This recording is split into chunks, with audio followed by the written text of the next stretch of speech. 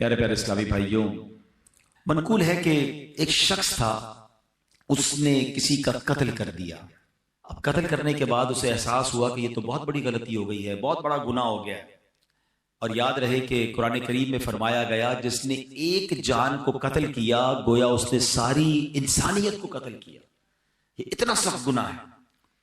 अब वो शख्स जब ये गुनाह हो गया तो सोचने लगा कि अब कोई तौबा की सूरत है, कैसे तौबा हो सकती है।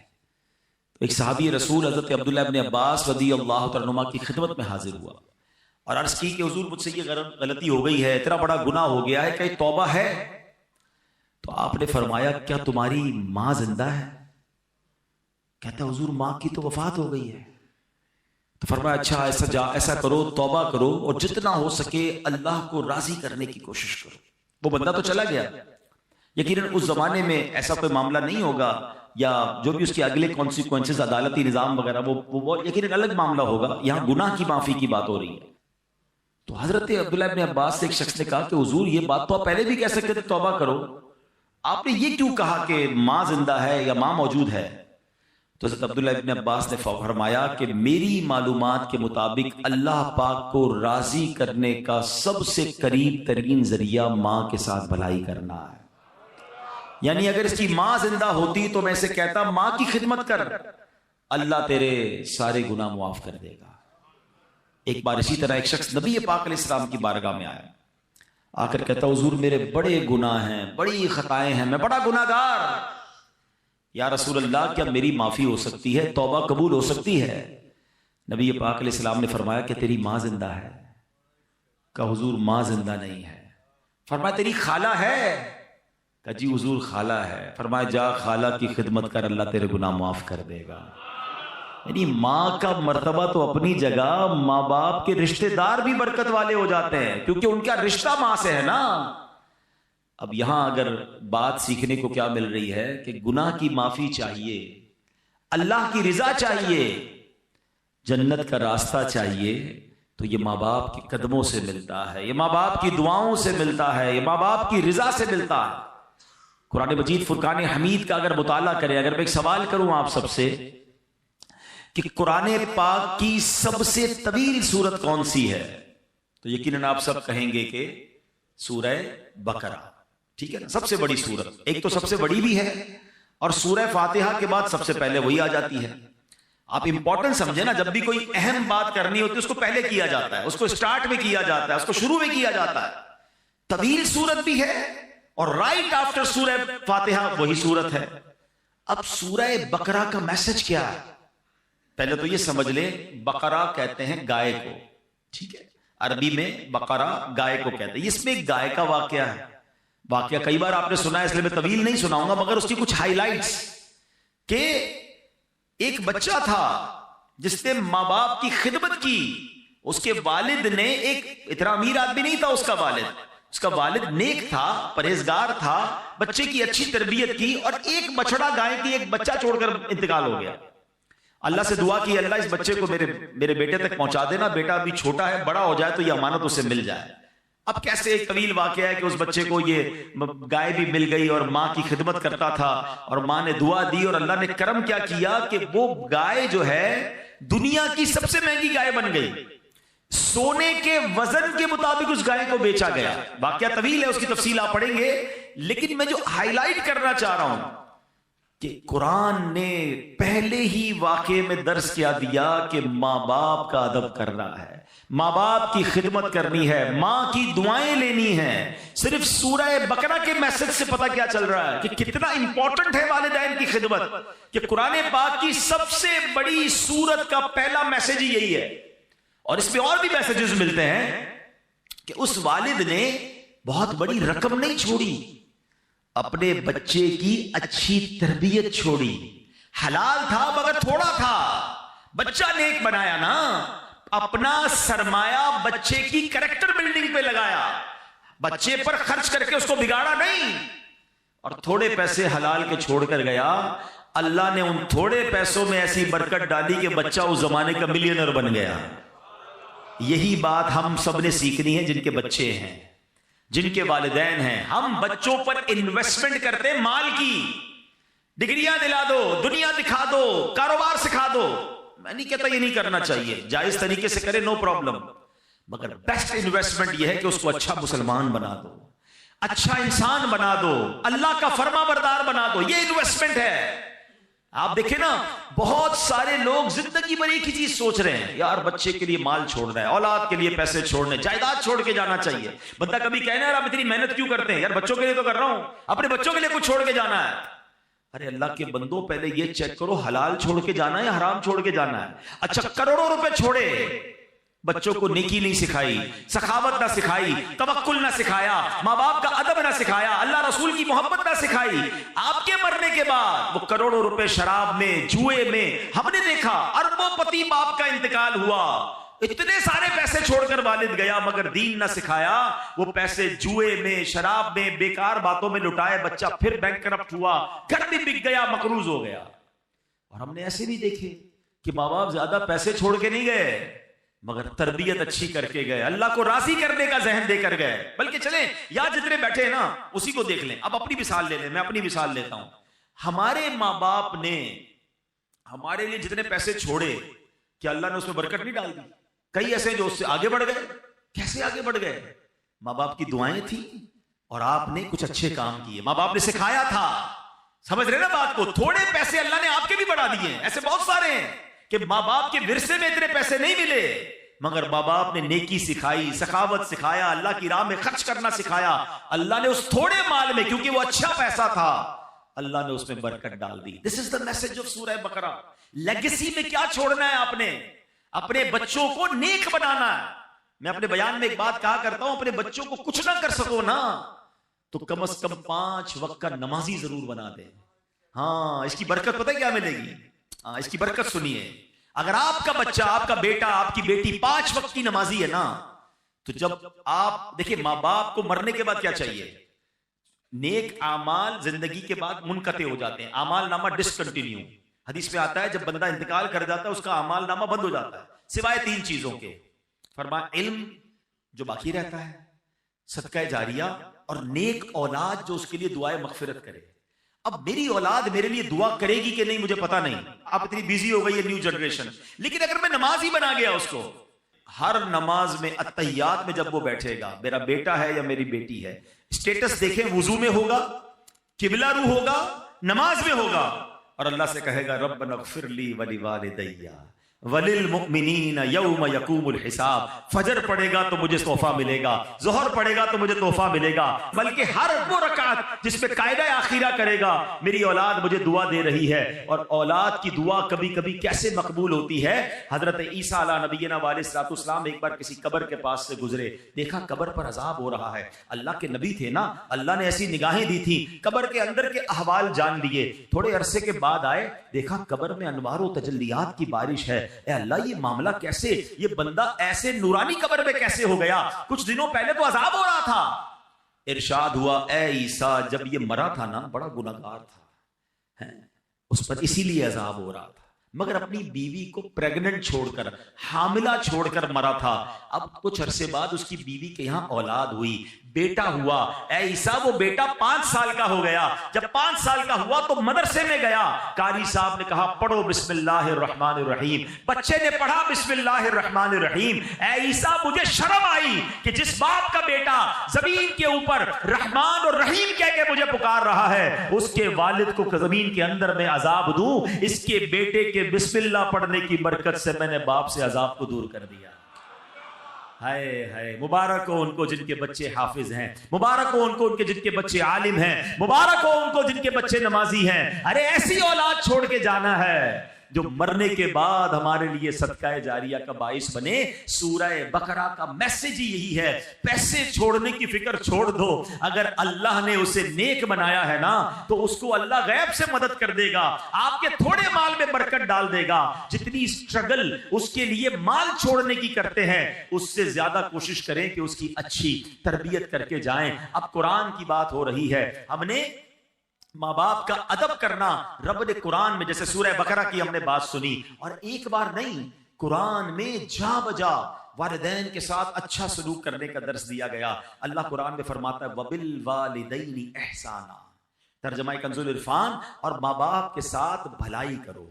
اچھا، قرآن پاک کا ایک بڑا خوبصورت اسلوب ہے، بہت پیارا اسٹائل ہے۔ کئی مقامات ایسے ہیں جہاں اللہ نے اپنی عبادت کا درس دیا، ساتھ ہی اس کے بالکل لگو لگ اللہ نے والدین کے ساتھ نیکی اور بھلائی کا حکم ارشاد فرمایا۔ ایک آیت میں فرمایا وَقَضَىٰ رَبُّكَ أَلَّا تَعْبُدُوا إِلَّا إِيَّاهُ وَبِالْوَالِدَيْنِ إِحْسَانًا، اور تمہارے رب نے حکم فرمایا کہ اس کے سوا کسی کی عبادت نہ کرو اور ماں باپ کے ساتھ اچھا سلوک کرو۔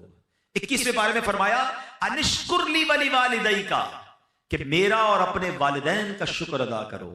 ایسا کئی مقامات پر ہے۔ اللہ نے اپنی عبادت کا ذکر کیا، رائٹ آفٹر اللہ نے والدین کے ساتھ بھلائی کا، والدین کے ساتھ شکر کا، والدین کے ساتھ اچھا برتاؤ کرنے کا حکم دیا ہے۔ میرے پیارے اسلام، اس کی وجہ کیا ہے؟ ریزن سمجھنا ہے نا کہ اللہ نے بالکل اس کے ساتھ کیوں بیان فرمایا۔ مفتی احمد یار خان نعیمی علیہ رحمت الرحمان اس کی 2 وجہ بیان فرماتے ہیں۔ کہتے ہیں پہلی تو یہ کہ ماں باپ فیض الہی کا پہلا واسطہ ہے۔ ہاں، یعنی بندے کو اللہ پاک کی جو بھی نعمتیں حاصل ہوتی ہیں نا، وہ پیدائش کے بعد ملتی ہیں۔ یعنی میں پیدا ہوا تو پھر سب کچھ مجھے ملا نا، میں پیدا ہی نہ ہوتا، میرے ماں باپ نہ ہوتے تو میں پیدا ہی نہ ہوتا۔ آج میں دنیا میں ہوں، کس کے سبب سے ہوں؟ ماں باپ کے سبب سے ہوں۔ اچھی صورت ہے، دولت ہے، عزت ہے، شہرت ہے، رزق ہے، نعمت ہے، سانس ہے، واٹ ایور مجھے اللہ کی نعمتیں ملی جب میں دنیا میں آیا، تو ماں باپ واسطہ ہیں کہ ان کے ذریعے میں دنیا میں آیا۔ تو سبحان اللہ، یہ ساری نعمتیں ملنے کا ایک واسطہ تو والدین اس طرح ہو گئے۔ دوسری بات مفتی صاحب فرماتے ہیں کہ ماں باپ کے جو ہم پر احسانات ہوتے ہیں نا، جو انعامات ہیں، ان انعامات اور احسانات میں ایک بڑی خوبصورت مشابہت اللہ پاک کے احسانات کے ساتھ ہے۔ اب وہ کیا ہے؟ اللہ پاک اپنے بندوں کو پالتا ہے، نعمتیں عطا فرماتا ہے، بارش برستی ہے، پھول کھلتے ہیں، سبزے اگتے ہیں، دانے لگتے ہیں، اناج بنتا ہے۔ یہ سارا نظام زندگی اللہ پاک نے بنایا کس کے لیے؟ اپنے بندوں کے لیے۔ کیا معاذ اللہ اس میں اللہ کی کوئی لالچ ہے؟ اللہ کو ہم سے کچھ چاہیے؟ بے لالچ عطائیں ہیں نا اس کی۔ اللہ نے قرآن میں فرمایا ما اريد منهم من رزق وما اريد ان يطعمون ان اللہ هو الرزاق ذو القوة المتین۔ ترجمہ کنز العرفان، میں ان سے کچھ رزق نہیں مانگتا اور نہ یہ چاہتا ہوں کہ وہ مجھے کھانا کھلائیں، بے شک اللہ ہی بڑا رزق دینے والا، قوت والا، قدرت والا ہے۔ اللہ بانٹتا ہے، اللہ عطا کرتا ہے، اللہ کو ہم سے کوئی طلب نہیں، یہ اللہ کی شان ہے۔ مگر اللہ نے ماں باپ کو کیسا بنایا ہے کہ ماں باپ بچے سے لالچ نہیں کرتے۔ ماں باپ کو کوئی لالچ نہیں ہوتی کہ اس کو کھلائیں پلائیں، اپنے پیٹ کاٹ کے اس کو بڑا کریں، اس کو سردی گرمی سے بچائیں، اس کو جناب دوائیں دلائیں۔ بعض اوقات بچے بڑے ہو کر کوئی ماں باپ کی خدمت نہیں کرتے۔ لوگ، ہو سکتا ہے کسی کے ذہن میں خیال آئے کہ جناب آج کل تو ماں باپ بچے کو اس لیے پالتے بڑا ہو کے کما کے دے گا۔ ارے مجھے بتاؤ، اگر یہ بات ہے تو پھر معذور بچوں کو ماں باپ کیوں پالتے ہیں؟ ماں باپ کا پیار بے لالچ ہے۔ دنیا میں جو بے لوس پیار ہے، انکنڈیشنل لو اگر کوئی کرتا ہے تو وہ ماں باپ کرتے ہیں۔ میں نے بڑی پیاری بات پڑھی، دنیا میں ایک ہی بندہ ہے ہماری اور آپ کی زندگی میں، ایک ہی بندہ ایسا ہوتا ہے جو یہ چاہتا ہے کہ یہ مجھ سے بھی آگے بڑھ جائے، اور پتہ ہے کون ہوتا ہے؟ وہ ہمارا والد ہوتا ہے۔ والد ہمیشہ یہ چاہتا ہے کہ میں جہاں تک پہنچا ہوں نا، میرا بیٹا اس سے آگے پہنچ جائے۔ دنیا میں اور کون چاہتا ہے بھائی آگے بڑھ جائے؟ اتنا انکنڈیشنل پیار ماں باپ کرتے ہیں، اپنی تکلیفیں اپنی۔ اچھا، پھر ماں باپ کو اللہ نے کیسا پیارا رشتہ ہمیں کیسا دیا، اگر ہم سمجھے نا۔ ہم جب پیدا ہوئے نا، آپ کے گھر میں بھی بچے پیدا ہوئے ہوں گے، اچھا میری باتیں ان کو جلدی سمجھ آئیں گی جو اب خود ماں باپ بن گئے۔ ہمیں بھی یہ اس وقت سمجھ نہیں آتی تھی، جب خود ماں باپ بنے تو اب زیادہ سمجھ آئی۔ بچہ پیدا ہوتے ہی سب سے زیادہ فریجائل ہوتا ہے بچہ، بالکل جس کو کہیں چھوئی موئی ہوتا ہے نا، کتنی بیماریاں اس پہ حملہ آور ہو رہی ہیں۔ اب اس بچے کو 2 خادم چاہیے 24/7، چھٹی نہیں ہے ان خادمین کی۔ جو اس کی باڈی ہے نا، اس کی ریکوائرمنٹ کیا ہے کہ اس کو 2 ایسے خادم چاہیے۔ ایک خادم وہ چاہیے جو اس کے ساتھ ہر وقت چپکا رہے، اس کی گندگی صاف کرے، اس کو کپڑے پہنائے، اس کی مالش کرے، اس کو تیل لگائے، اس کو کھانا کھلائے، دودھ پلائے، واٹ ایور اس کی نیڈ ہے، سونا جاگنا اسی کے ساتھ، تبھی وہ بچہ آہستہ آہستہ گرو کرے گا۔ اور دوسرا خادم اس کو وہ چاہیے کہ جو اپنا مال خرچ کرے، اپنے پیٹ، کیونکہ تمام چیزوں کے لیے پیسے چاہیے گے۔ اللہ نے دیکھے ماں باپ کے دل میں کیسی محبت ڈالی ہے کہ ماں بچے کے پیدا ہوتے اس کی خادمہ بن جاتی ہے۔ دنیا میں پیسوں سے ایسی خادمہ نہیں مل سکتی جیسی اللہ نے ماں جیسی، اس کے دل میں اتنی محبت ڈال دیتا ہے رب کہ وہ اب بچہ روئے تو یہ جاگتی ہے، وہ تڑپے تو یہ تڑپتی ہے، ارے اس کے رونے میں اسے پتہ چل جاتا ہے کہ پیٹ میں درد ہو رہا ہے یا کان میں درد ہو رہا ہے. اور والد کیسا بے لوث خرچ کرتا ہے کہ آدھی رات کو ہاسپٹل لے جانا ہے، آدھی رات کو ماں کہتی بچے کے لیے دودھ لے کر آؤ، فلاں دوائی لے کر آؤ، وہ سارے کام چھوڑے گا، اپنے دودھ پیتے بچے کے لیے یہ سب چیزیں کرتا ہے. سوچے یہ دل میں ڈالا کس نے؟ یہ اللہ نے میری اور آپ کی پرورش کا انتظام کیا ہے. یہ ماں باپ کے احسان ہیں ہم پر جو انہوں نے ہمارے ساتھ بچپن سے اب تک کیے. اور جب ہی رب فرماتا ہے شکر ادا کرو میرا اور شکر ادا کرو اپنے والدین کا. اے میرے پیارے اسلامی بھائیوں، نبی پاک علیہ الصلوۃ والسلام کی بارگاہ میں عرض کی گئی یا رسول اللہ سب سے فضیلت والا عمل کون سا ہے؟ یہ بہت سارے اسلام میں بیٹھے ہیں اور ماشاءاللہ نیک نمازی ہیں، نیکی کرنے کا جذبہ بھی ہوتا ہے، ہم بھی چاہتے ہیں کہ فضیلت والا عمل بتا دیں. ایک صحابی رسول نے سوال کیا یا رسول اللہ سب سے زیادہ فضیلت والا عمل کون سا ہے؟ فرمایا الصلاۃ علی وقتہا، یعنی نماز کو اس کے وقت پر ادا کرنا. پھر پوچھا یا رسول اللہ اس کے بعد دوسرا سیکنڈ پسندیدہ عمل؟ فرمایا ثم بر الوالدین، اس کے بعد والدین کے ساتھ بھلائی کرنا سب سے پسندیدہ ہے. یہ اتنی بڑی نیکی ہے، یہ پسندیدہ عمل میں بھی ٹاپ لسٹ پر ہے.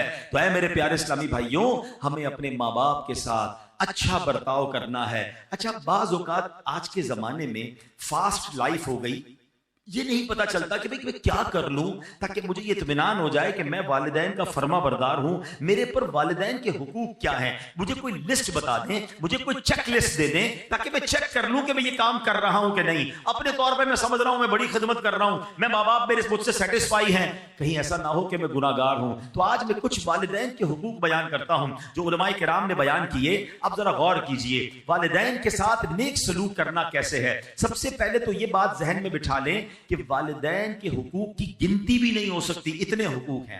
اعلیٰ حضرت امام اہل سنت کی خدمت میں سوال ہوا کہ ماں باپ کے حقوق کتنے ہیں؟ سیدی اعلیٰ حضرت امام اہل سنت نے کمال کا جواب دیا. فرمایا والدین کے اتنے حقوق ہیں کہ پورے کرنا ناممکن ہے. یہاں تک کہ اگر والدین وفات پا جائیں اور بیٹا انہیں دوبارہ زندہ کرنے کی طاقت رکھتا ہو تو دوبارہ زندہ کرے، یہ بھی ان کے حقوق میں شامل ہے. تو یہ تو کر ہی نہیں سکتے ہم تو ان سے پیدا ہوئے ہیں نا، ہم ان کی وفات کے بعد ان کو پیدا نہیں کر سکتے، زندہ نہیں کر سکتے. حقوق کا عالم یہ ہے. مگر اب علماء کرام فرماتے کہ لسٹ بھی بہت بڑی، کاؤنٹ بھی نہیں ہو سکتی، مگر چند باتیں اگر کوئی ان پر عمل کر لینا تو یہ والدین کے ساتھ بھلائی کرنے والا کہلائے گا. اب غور سے یہ چیک لسٹ، جتنے نوجوان خوش نصیب ہیں یقین کرے جن کے ماں باپ آپ کے پاس ہیں، پوچھئے ان سے جن کی ماں چلی گئی، پوچھئے ان سے جن کے والد چلے گئے. ہم ہر سال یہاں جب جمع ہوتے ہیں تو والدین کی یاد یقیناً اور تازہ ہو جاتی ہے. ماں باپ کے بغیر زندگی بہت بے رنگ ہو جاتی ہے. دکھ میں، سکھ میں، خوشی میں، غم میں، ہر وقت ماں باپ یاد آتے ہیں. اور اگر آپ کے پاس ہیں تو آپ بہت لکی ہیں. آؤ میرے بچوں، آؤ میرے نوجوانوں، سن لو کہ شریعت کیا سکھا رہی ہے کہ ماں باپ کے حقوق کیا ہیں. پہلا حق، شریعت کے دائرے میں رہتے ہوئے والدین کی ہر بات ماننا. یہ پہلا حق ہے، یعنی والدین کی ہر بات ماننی ہے. جو وہ کہہ دیں فوراً لبیک کہتے ہوئے ان کے حکم پر عمل کر گزرنا ہے. ایسے بہت سارے کام ہیں کہ جو عام حالات میں جائز کی حد تک ہیں، والدین کا حکم ہو جائے تو اب یہ واجب ہو جائیں گے. مثلا کھانا کھانا جائز ہے، لیکن اگر ماں باپ حکم فرما دے کہ کھاؤ، کھانا پڑے گا، تو اب یہ لازم ہو جائے گا، یہ واجب ہو جائے گا. اللہ اکبر، نہیں کھائے گا تو گناہ گار ہوگا. حلال کام تھا، جائز تھا، ماں باپ کا حکم آ گیا، اب نہیں ٹال سکتا. باہر شریعت میں ہے کہ بیٹا پردیس میں ہے، ابراڈ ہے، والدین اسے بلاتے ہیں تو آنا ہوگا. فون کر کے خط لکھنا کافی نہیں، یوں ہی والدین کو اس کی خدمت کی حاجت ہے تو آئے بھی اور آ کر خدمت بھی کرے. یہ ہے ماں باپ کے حقوق. اب یہاں بعض اوقات کیا ہوتا ہے کہ ماں باپ علم دین سے دور ہوتے ہیں تو ماں باپ شریعت کے خلاف حکم دیتے ہیں. اب یہاں ماں باپ کی نہیں مانی جائے گی. ہر جائز کام میں تو بات مانی جائے گی.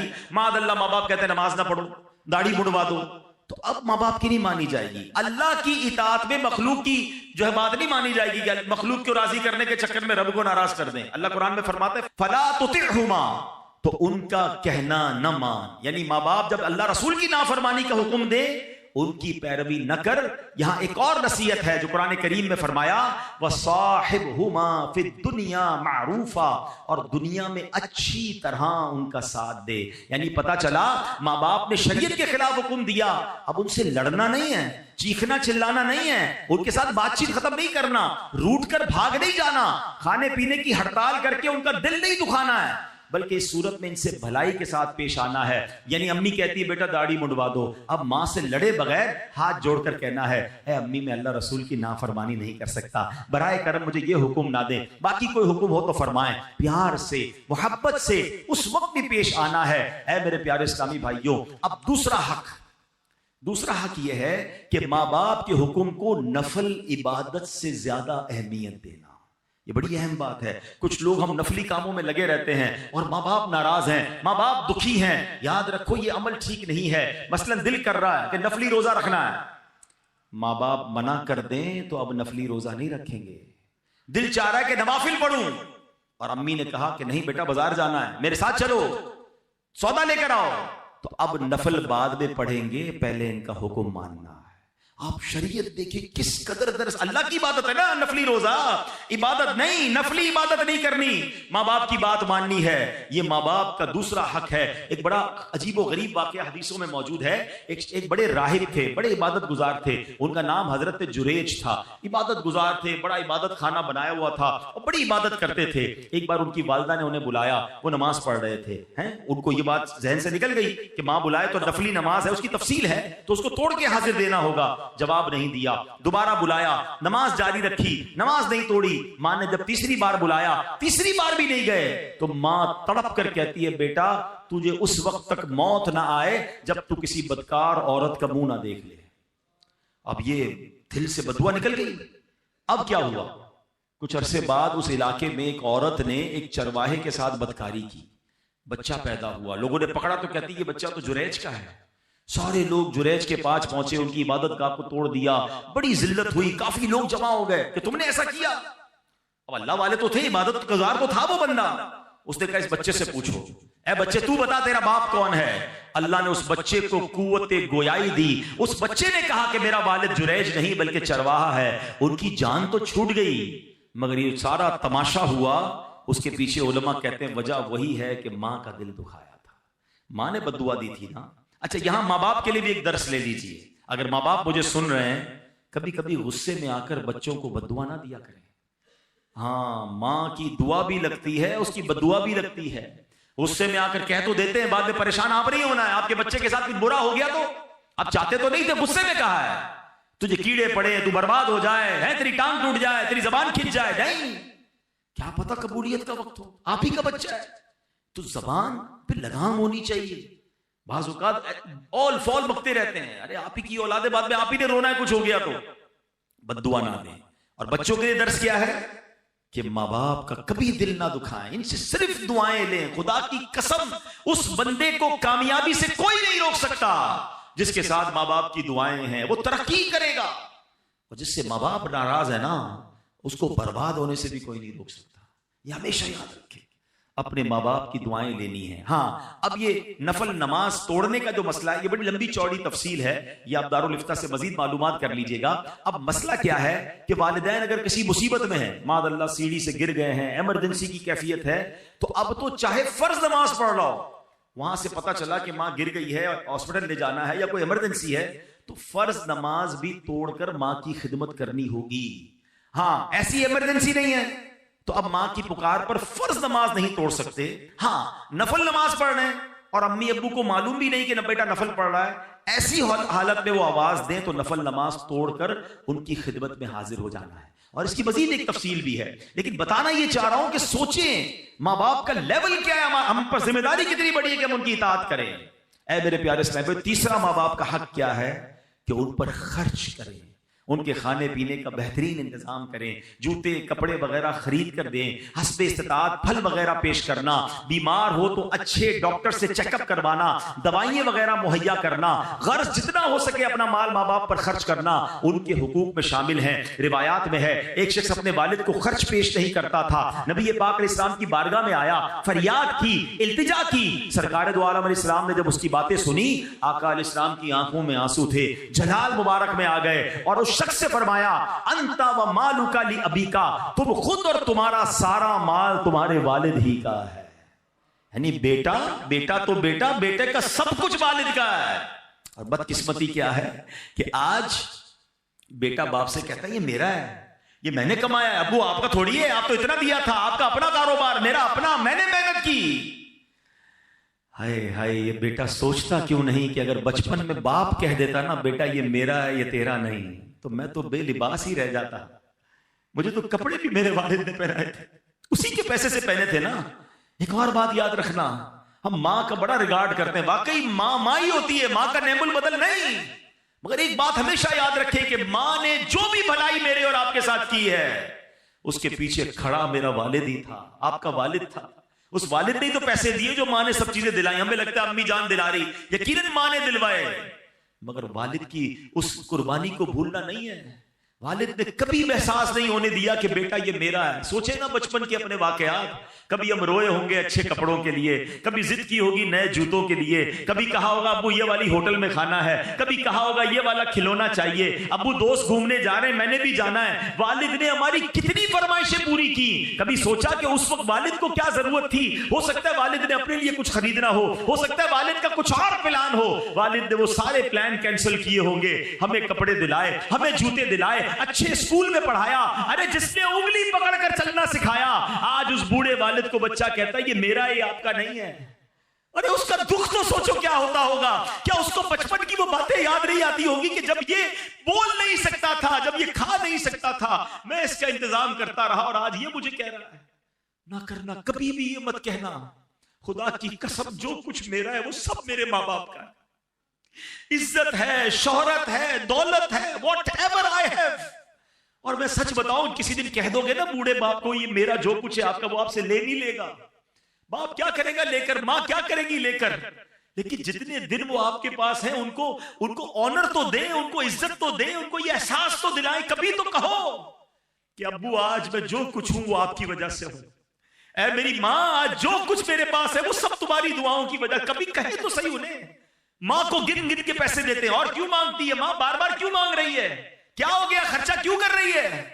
ماں سے حساب لوگے یار۔ میں آپ کو صحیح بتاؤں، خدا کی قسم اس اولاد کے بھاگ جاگتے ہیں جس کو ماں باپ پر خرچ کرنے کا موقع ملتا ہے۔ ارے تمہارے پیسوں کے نصیب جاگ گئے ہیں کہ تم اپنے ماں باپ پر خرچ کر رہے ہو۔ کئی ماں باپ تو ایسے جنہوں نے موقع ہی نہیں دیا یار، ہمیں خرچ کرنے کا موقع ہی نہیں دیا، خود ہی خرچ کرتے رہے، خود ہی کھلاتے رہے، خود ہی خدمت کرتے رہے۔ میں اگر اپنی ماں کی بات کروں، میں تو نہیں تھا اس وقت، بغداد میں تھا، اگر بتاتے اس رات بھی ماں نے اپنے ہاتھ سے کھانا بنایا تھا جس رات میری والدہ کا وصال ہوا۔ ارے انہوں نے موقع ہی نہیں دیا ہمیں کچھ کرنے کا، خدمت کرتے کرتے چلی گئی، والد نے موقع نہیں دیا۔ ارے اگر آج موقع ملا ہے نا آپ کو خرچ کرنے کا کہ آپ کے پیسے سے دوائی آ رہی ہے، آپ کے پیسے سے ہاسپٹل کا بل ہو رہا ہے، آپ امی ابو کو مدینے لے جا رہے ہیں، آپ امی ابو کو کھانا کھلا رہے ہیں، لکی ہو یار۔ بتاؤ اس سے اچھا خرچ کون سا ہے میرے پیسے کا کہ میرے ماں باپ پر خرچ ہو جائے؟ حساب تو کرو کتنا بڑا قرضہ ہے اب پر، بچپن سے لے کر اگر کوئی 30 سال 25 سال 40 سال کا بیٹھا، حساب تو کرو کتنے ہزاروں کتنے لاکھوں کتنے کروڑوں انویسٹمنٹ کی انہوں نے ہم پر، اور آج تھوڑے پیسے کے لیے میرا منہ بن جاتا ہے۔ نہیں میرے پیارے اسلامی بھائی، ان کو آنر دیں، ان کو عزت دیں، ان کو گھر کا بڑا فیل کروائیں۔ وہ کہتے نا جن ماں باپ نے ساری زندگی تمہیں شہزادوں کی طرح رکھا، آج ان ماں باپ کو آخری عمر میں بادشاہ کا درجہ تو دے دو، ہے کہ آپ ہمارے سب کے بڑے ہیں۔ نہیں، بیٹے کے آگے باپ غلام بنا ہوا ہے۔ کتابوں میں یہ الفاظ موجود ہیں کہ بیٹا باپ کے آگے حق ہے والد کا کہ بیٹا ابو کے سامنے ایسے رہے جیسے خادم رہتا ہے، غلام کیسے رہتا ہے؟ ریڈی، ایور ریڈی، حکم ملے کام کر دو، حکم ملے آرڈر۔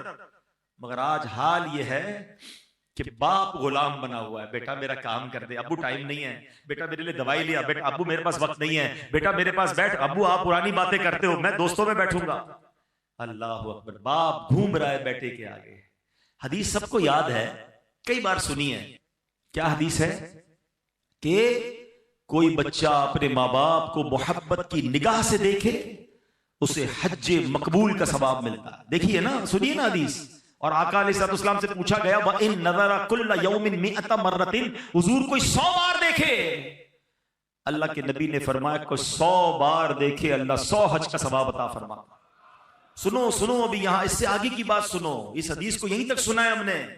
محبت سے دیکھنے پر حج کا ثواب ہے، بتاؤ نا خرچ کرنے کا ثواب کتنا ہوگا، پیر دبانے کا ثواب کتنا ہوگا، دوائی دلانے کا ثواب کتنا ہوگا، ہاتھ پکڑ کے چلانے کا ثواب کتنا۔ ارے قسم سے اگر تمہیں یہ موقع ملا ہے نا کہ والد کا ہاتھ پکڑ کے چلانا پڑ رہا ہے تو اللہ کا شکر ادا کرو کہ اللہ یہ وہی والد ہے جس نے مجھے انگلی پکڑ کر چلانا سکھایا تھا، تیری مہربانی آج مجھے کچھ کرنے کا موقع، ویل چیئر اگر آپ کو چلانے کا موقع مل گیا، لاٹری لگ گئی ہے آپ کی، انجوائے کرو اسے۔ اس کو بوجھ سمجھتے ہیں، بھائی کہتا ہے بہن کو تو لے جا امی کو، بہن کہتی میں نہیں رکھتی تم لے جاؤ، ارے بھائی بہن دور کر رہے ہیں۔ 2 ماں باپ نے 10 بچے پال لیے، 10 بچوں سے 2 ماں باپ نہیں سنبھلے جا رہے، ذمہ داری اٹھانے کے لیے کوئی تیار نہیں ہے۔ میں اولڈ ہاؤس گیا تھا کراچی کے ایک علاقے میں، اور میں وہاں جب گیا تو بہت ساری باتیں ہوئی، بہت سارے بزرگوں سے ملا، بڑا پیار دیا انہوں نے مجھے، میں نے کچھ سٹوریز سنی کہ کیسے آتے ہیں تو کچھ کہتے ہیں کہ بیچارے جینین کیس بھی ہوتے ہیں، بیوی کا انتقال ہو گیا، اکیلا دنیا میں ہے، بچے ہی کوئی نہیں تو وہ آ جاتے ہیں اولڈ ہاؤس میں، کچھ ایسے جنہوں نے شادی نہیں کی وہ آ جاتے ہیں، مگر کچھ ایسے ہیں کہ جن کے بچے رکھنا نہیں چاہتے ہیں، بچے کہتے ہیں ہم نہیں سنبھال سکتے اپنے والد کو، آپ لے لیجئے، وہ اولڈ ہاؤس میں آتے ہیں۔ مگر ایک بات مجھے کل سیکھنے کو ملی جو ادھر لگ گئی، میں نے اولڈ ہاؤس کے جو محتمم تھے نا، جو ان کے ہیڈ تھے، میں نے ان سے پوچھا یار یہ بتاؤ کچھ لوگ ملنے بھی آتے ہیں؟ کہتا حبیب بھائی میں نے اکثر دیکھا ہے بیٹیاں ملنے آتی ہیں، بیٹے نہیں آتے۔ میں نے کہا کیوں؟ کہتے بیٹیاں بیچاری شادیاں ہو گئی ہیں، سسرال میں اپنے والد کو رکھ تو نہیں سکتی ہیں، مگر باپ کی یاد ان کو آتی ہے۔ تو مجھے کل احساس ہوا کہ یار واقعی بیٹی جو ہے نا وہ باپ کے ساتھ آخر تک چلتی ہے، وہ باپ سے اب بہت محبت کرتی ہے، اور لوگ بیٹی کو برا بھلا کہتے ہیں، بیٹی پیدا ہو جائے تو اپنی بیوی سے لڑتے ہیں، یہ بیٹی پیدا ہو گئی، منہ بن جاتا ہے۔ ارے اللہ کے بندوں، سرکار دو عالم علیہ السلام کی وہ حدیث تو یاد کرو کہ نبی پاک فرماتے بیٹیوں کو برا مت کہو، بے شک میں بھی بیٹیوں والا ہوں۔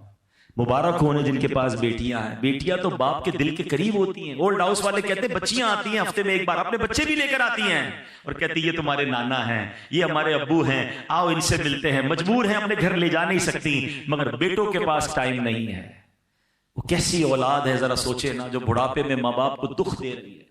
یقین کرے اس سے بڑی بربادی کوئی نہیں ہے۔ ارے ماں باپ کی خدمت کر لو، جنت، اور جنت بھی کہاں ملے گی؟ کتنی بار واقعہ سنا ہے کہ حضرت موسیٰ علیہ نبینا علیہ السلام نے اللہ سے پوچھا مولا مجھے جنت میں اپنا پڑوسی دکھا۔ حضرت موسیٰ کون ہے؟ کلیم اللہ، جن کا سب سے زیادہ قرآن میں ذکر ہے، وہ اللہ کے نبی کہہ رہے مولا مجھے اپنا پڑوسی دیکھنا ہے جنت میں کون ہے۔ کیا بتایا گیا کہ بہت بڑے عالم، بہت بڑے مفتی، بہت بڑے راہب تمہارے پڑوسی ہیں؟ کہا موسیٰ فلاں محلے میں جا، ادھر ایک کسائی ہے، قصاب ہے، وہ تیرا پڑوسی ہے۔ ڈھونڈتے ڈھونڈتے پہنچتے ہیں، طویل واقعہ ہے، اور جب پتہ چلتا ہے وہ بچہ اپنے ماں باپ کی بڑی خدمت کرتا ہے، اپنے ہاتھوں سے کھانا کھلاتا ہے۔ کہا بیٹا تیرے ماں باپ کو دعا بھی دیتے تھے؟ کہا ایک ہی میری ماں دعا کرتی تھی، اللہ میرے بیٹے کو جنت میں موسیٰ کا پڑوسی بنا دینا۔ حضرت موسیٰ کہتے ہیں بیٹا تیری ماں کی دعا قبول ہو گئی، تو ہی میرا جنت میں پڑوسی ہے۔ ارے یہ ہستیاں ہیں تمہارے پاس، کیوں جاتے ہو ادھر ادھر دعا کرانے؟ فلاں سے دعا کراؤں، فلاں سے، تمہاری ماں ہے تمہارے پاس، بیٹھ جاؤ اس کی قدموں میں۔ والد ہے آپ کے پاس، کراؤ نا دعا اس سے۔ اچھا ایک یہ ہے کہ میں کہوں کہ ماں دعا کر دے، کہوں کہ والد دعا کر دے، یہ الگ ہے۔ ارے خدمت ایسی کرو کہ بغیر کہے ماں دعا دے دے، اے اللہ میرے بیٹے کو عروج دے، اے اللہ میرے بیٹے کو خوش رکھ۔ جب یہ دل سے نکلے گی نا، آپ کو اندازہ ہی نہیں آپ کو کیا کچھ مل جاتا ہے۔ اور سچی بات تو یہ ہے کہ آج تک جو ملا ہے نا، ابھی بھی آپ کے پاس جو کچھ ہے اور جو میرے پاس ہے یہ انہی کی دعائیں ہیں. ارے میری اوقات کیا ہے؟ اگر آج دنیا جانتی ہے، اگر آج ہماری کوئی عزت ہے، جو ہمارے پاس دولت ہے، یہ اسی ماں کی دعا ہے جو اکیلے میں بیٹھ کر اللہ سے مانگتی تھی. یار ایک بات بتاؤ، ہمارے ماں باپ کی دعا میں کون سی دعا تھی جس میں ہم شامل نہیں ہوں گے؟ کبھی سوچا آپ نے؟ کبھی ہو سکتا ہے کہ ماں نے ہاتھ اٹھائے ہو اور ہمارے لیے نہ مانگا ہو. ماں اپنے لیے نہیں مانگتی ہوگی، ہر بار ہمارے ماں باپ نے ہمارے لیے مانگا ہے. اب میں آپ سے پوچھتا ہوں، بتاؤ ہماری دعا میں کتنی بار ماں باپ ہے؟ کیا یہ حق نہیں ان کا کہ میری ہر دعا میں میرے ماں باپ ہوں؟ بھول گئے. ہاں لوگ بھول گئے اپنے ماں باپ کو، اپنے لیے مانگتے، اپنے ماں باپ کے لیے نہیں مانگتے. حالانکہ قرآن کہہ رہا ہے، قرآن سکھاتا ہے وَقُلْ رَبِّ ارْحَمْهُمَا كَمَا رَبَّيَانِي صَغِيرًا. مانگو مجھ سے کیسے کہ اے اللہ ماں باپ کو ایسا رحم کر جیسا انہوں نے بچپن میں رحم کیا تھا. اللہ خود سکھا رہا ہے قرآن میں. مگر ہمارے پاس ٹائم نہیں ماں باپ کے لیے دعا کرنے کا. ارے اب اگر وہ چلے گئے دنیا سے تو کیا چاہیے، اور ان کو کچھ پیسے تو نہیں بھجوا سکتے نا. یہ دعائیں ہیں جو آپ انہیں بھجواؤ گے، یہ صدقے ہیں، یہ نیکیاں ہیں، یہ نمازیں ہیں. اس طرح کے کوئی نہ کوئی اہتمام کرتے رہا کریں. جن کے ماں باپ چلے گئے ان کو مشورہ بالخصوص دے رہا ہوں، زندگی میں بھی ماں باپ، بلکہ حدیثوں میں یہ مضمون ملتا ہے، جو بچہ، جو اولاد اپنی دعاؤں میں ماں باپ کو یاد نہیں رکھتا اس کا رزق کاٹ دیا جاتا ہے. اگر لمبی عمر چاہیے اور رزق میں برکت چاہیے تو فرمایا دعاؤں میں والدین کے لیے دعا کریں. یار کیسی ہستی ہے، دعا ان کے لیے کروں رزق میرا بڑھ جاتا ہے، عمر میری لمبی ہو جاتی ہے، مگر پھر بھی دعا نہیں کرتے. تو بالخصوص جن کے ماں باپ چلے گئے میں ان کو مشورہ دوں گا، ان کو تحفے بھجوائیں. دیکھیں نا کبھی کبھی ماں باپ ملتے ہوں گے تو آپ ان کو کوئی کھانا کھلاتے ہوں گے، زندگی میں ان کو کوئی سوٹ پیس تحفے میں دیتے ہوں گے، کوئی عطر دیتے ہوں گے، عید کے دنوں میں امی ابو کو کوئی تحفہ دیتے ہیں نا. اب نہیں ہے وہ تو اب قبر میں بھجواؤ نا.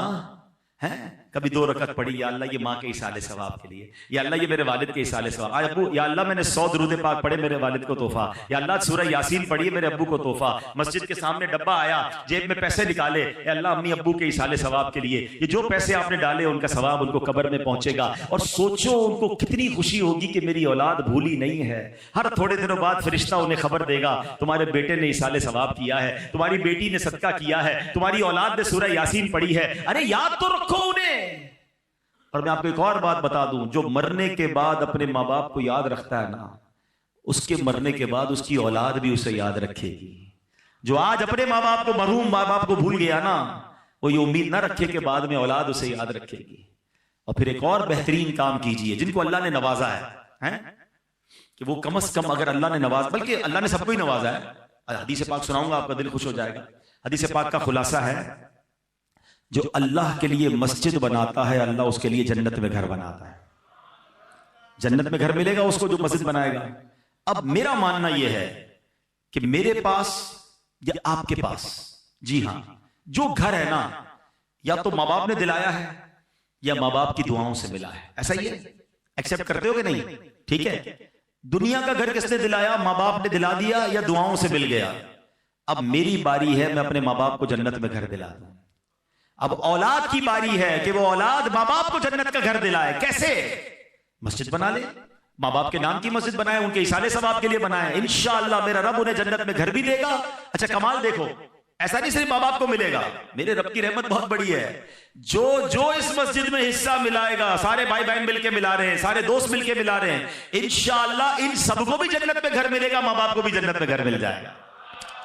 اب ہو سکتا ہے کسی کے ذہن میں سوال آئے کہ یار مسجد تو بہت اچھی بات ہے، بنانی چاہیے، کئی لوگ بناتے ہیں اپنے ماں باپ کے نام کی مسجد، ٹھیک ہے نا، میں تو نہیں بنا سکتا، میں غریب ہوں، 1 کروڑ روپے، 50 لاکھ روپے، 70 لاکھ روپے کہاں سے لاؤں؟ ہائے ہائے، میرا دین کتنا پیارا دین ہے. صرف امیروں کے لیے فضیلت نہیں ہے. سرکار دو عالم علیہ السلام فرماتے ہیں، حدیث پاک کا خلاصہ ہے، جو کوئی شخص چڑیا کے گھونسلے جتنی بھی مسجد بنائے اللہ اسے بھی جنت میں گھر عطا فرمائے گا.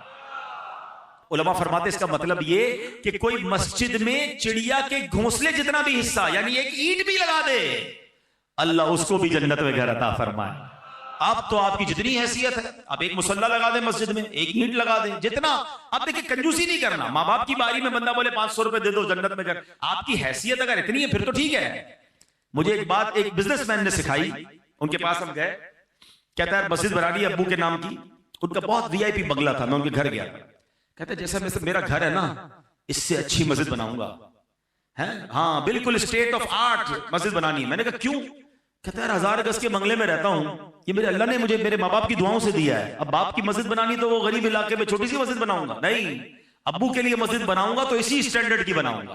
تو اب یہ وہی والی بات ہے نا کہ آپ کو اللہ نے کتنا دیا یہ آپ طے کریں، ہیں کہ آپ کے ماں باپ کی دعاؤں سے جو آج اللہ نے دیا ہے، اب آپ کا خرچ بھی اسی حساب سے ہو جائے، پھر انشاءاللہ دیکھیں آپ کے ماں باپ کی روح آپ سے کیسی خوش ہوگی۔